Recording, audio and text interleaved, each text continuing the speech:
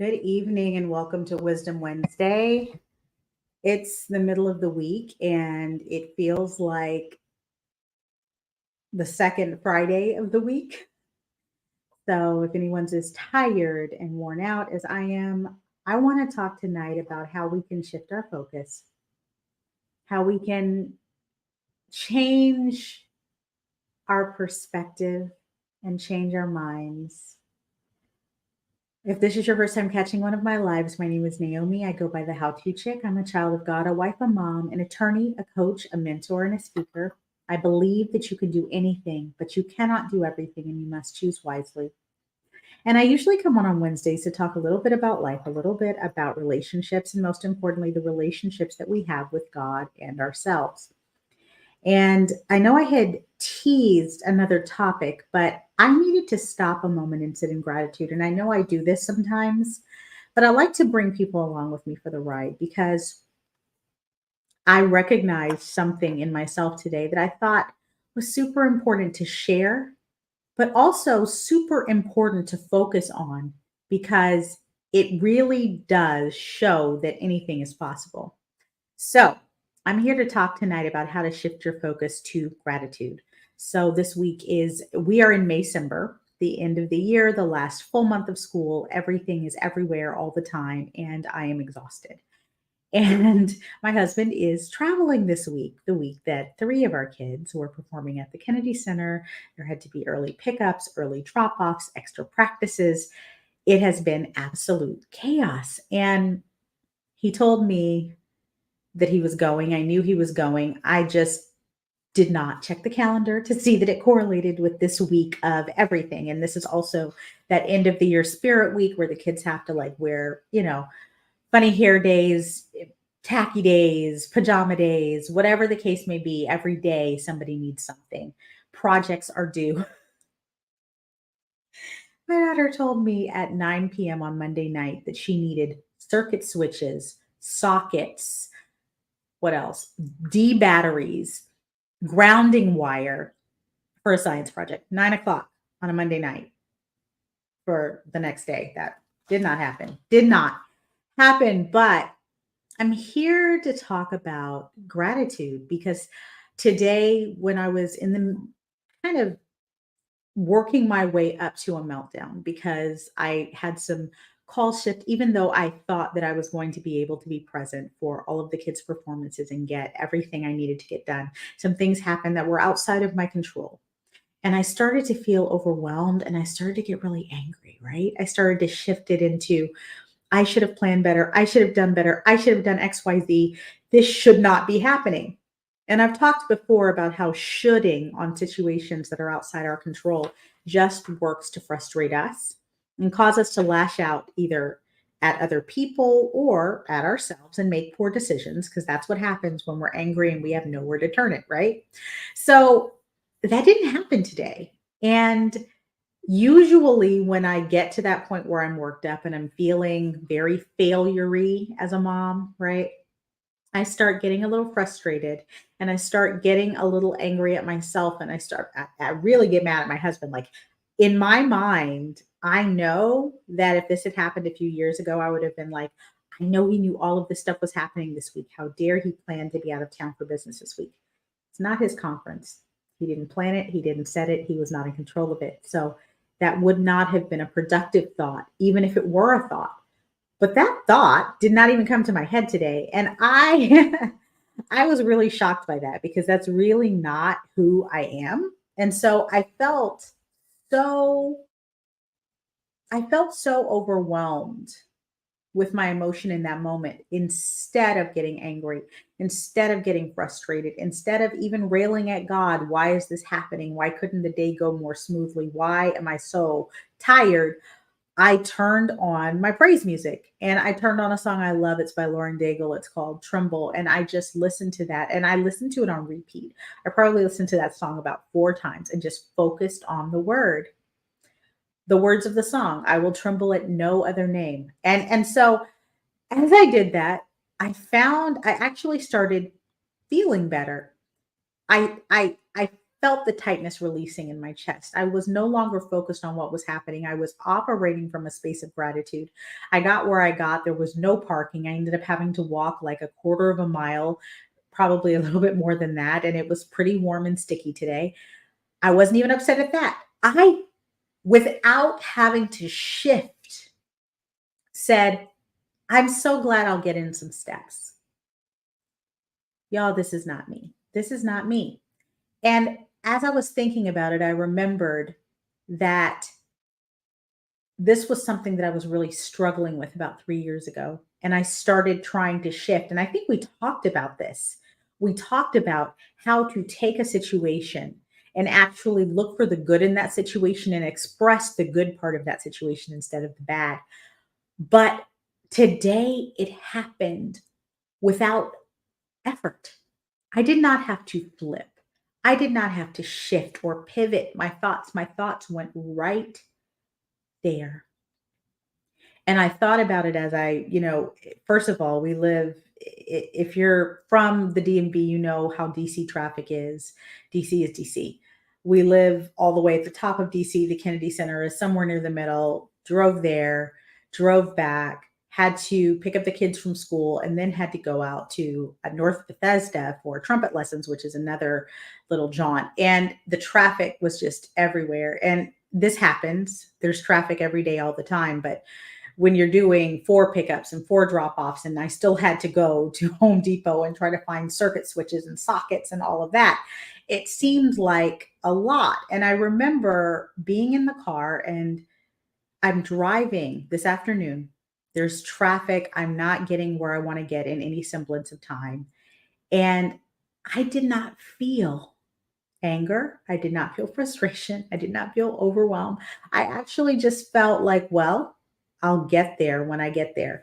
And I had to mark that moment. And that's why we're here tonight. I had to mark that moment because what I said the last time that I came on to talk about gratitude and the importance of gratitude was this.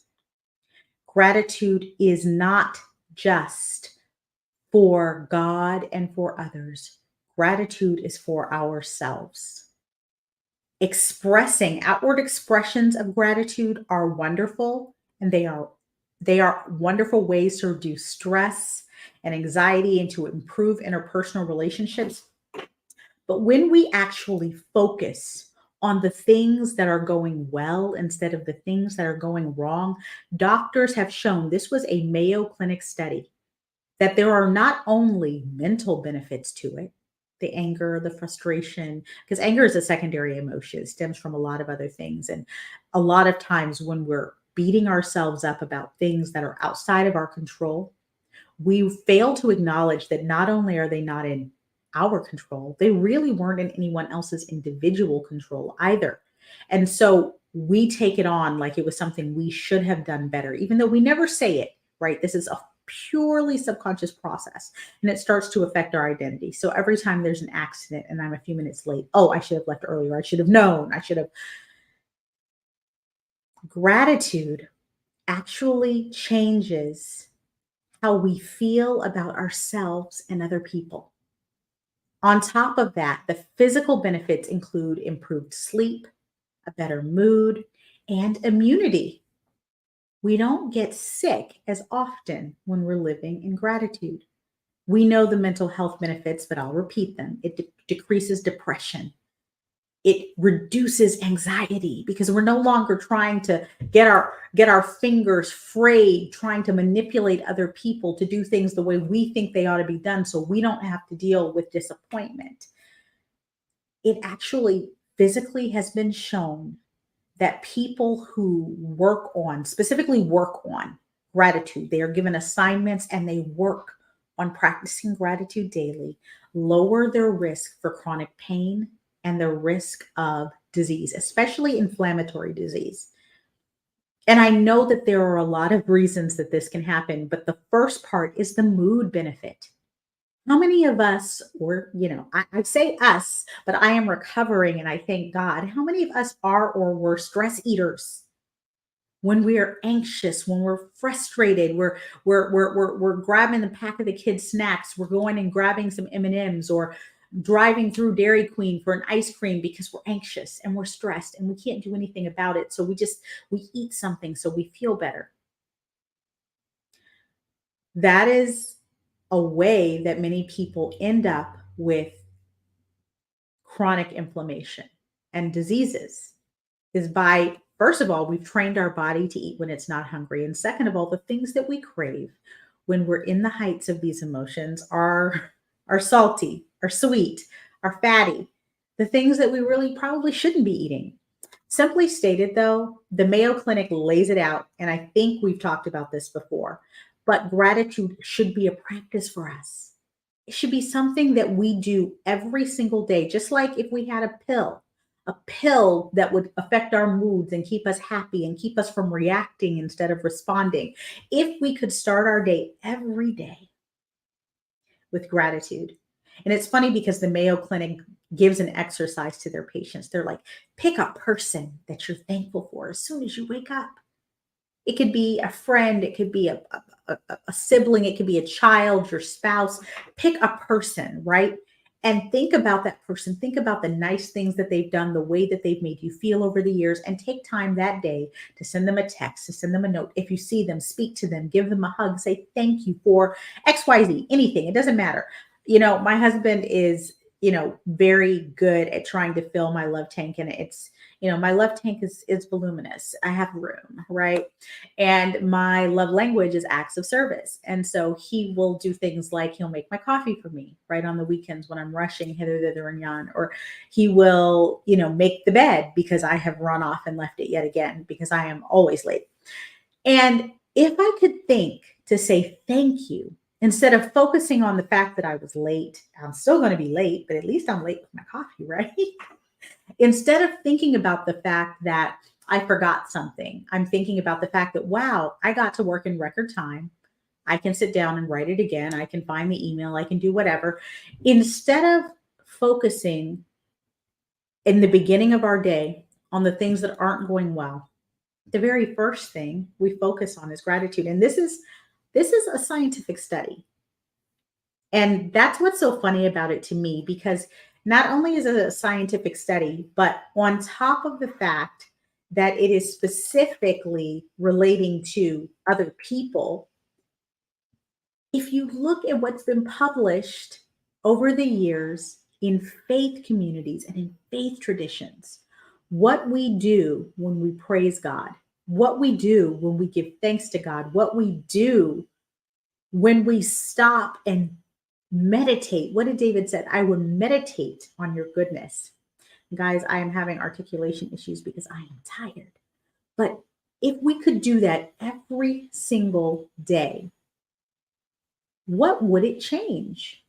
And I'm telling you now that I'm learning today what it would change, because research, again, has shown that if we consciously practice gratitude, that is, we take the time to say, this is not just when it occurs. This is not just saying thank you when someone does something nice for you. It's not just remembering to consciously thank that coworker who went out of their way and did a little bit more than we needed them to do. It's not just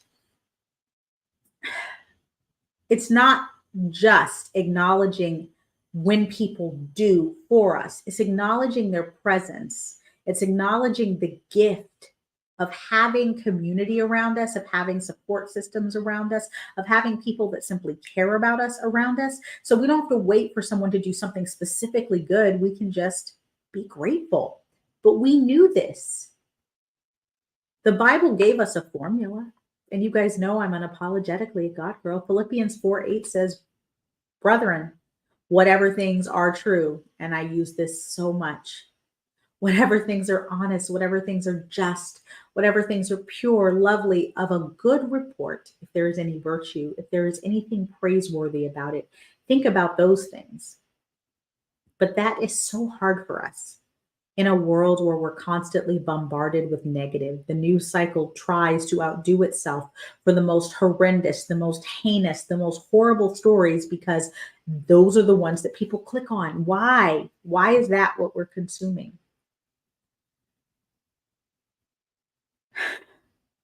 That was a purely rhetorical question, but I recognized a few years ago that I needed to limit my media intake because the news cycle is designed to increase anxiety. And studies have shown that anxiety increases consumption.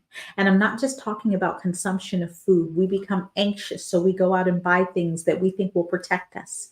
We go out and these are studies. This is not just me talking, guys. You can look it up. Anxiety, stress, and worry are just manifestations of fear. And what does the scripture tell us? God, that's the most important command in all of scripture. Fear not. Some people say it's in the Bible 365 times. I don't know. I think it depends on which version you're reading. It doesn't matter to me. It's in there a lot, probably more than any other phrase. Take any other two words together. Let's put it that way. Fear not. When we're existing in fear, we are not focusing on our faith. We are not existing in hopeful expectation that God will keep the promises that He's made to us. And we are not exhibiting gratitude. And the right amount of gratitude really does depend on where we are. The lower we are, the more that we're going through, the worse that life seems, the harder it is for us to come up with one thing to be grateful for. The longer and the more intense the gratitude practice has to be. Scientists say behavior changes biology. It just basically means practice makes perfect. If you keep doing something, it becomes a habit, and a habit becomes your identity. It becomes who you are. And so positive gestures, thinking positively is not the way to change your mind and shift your focus. Intensive focus on gratitude. And it's funny because there are days, and I think I've said this, there are days when life has gone so hard and I am so tired and frustrated and nothing has gone right, that I sit down with my journal and I can't think of one thing to thank God for in that day because it was a bad day. And my practice has been to start big. I'm alive. I have breath. I have a home. I ate today. There's gas in my car. And I've said this probably a dozen or more times, so I'm not going to belabor the point. But what I am going to say is the practice that I have taken up has taken root. I'm not just a person who is practicing gratitude any longer. I'm a person who lives in gratitude. I'm not a person who's struggling to overcome the anxiety, the crippling anxiety, because I had a lot of anxiety. I've talked about this before. I'm a person who is living in a space of grace that does not leave room for anxiety. There are moments where we will all feel anxiety and we will all feel fear, but those are the moments where we get to engage our faith, and that's okay. But if you're finding yourself living in that space, if you're finding yourself living overwhelmed, living frustrated, living worrying about what's going to happen tomorrow, what happened yesterday, what cannot be changed right now, it is time to take up a practice of gratitude. I always recommend this, and I'm going to do it again.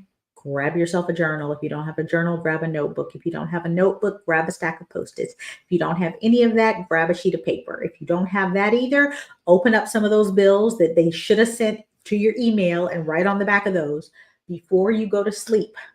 And when you wake up, write down as many things as you can think of to be grateful for.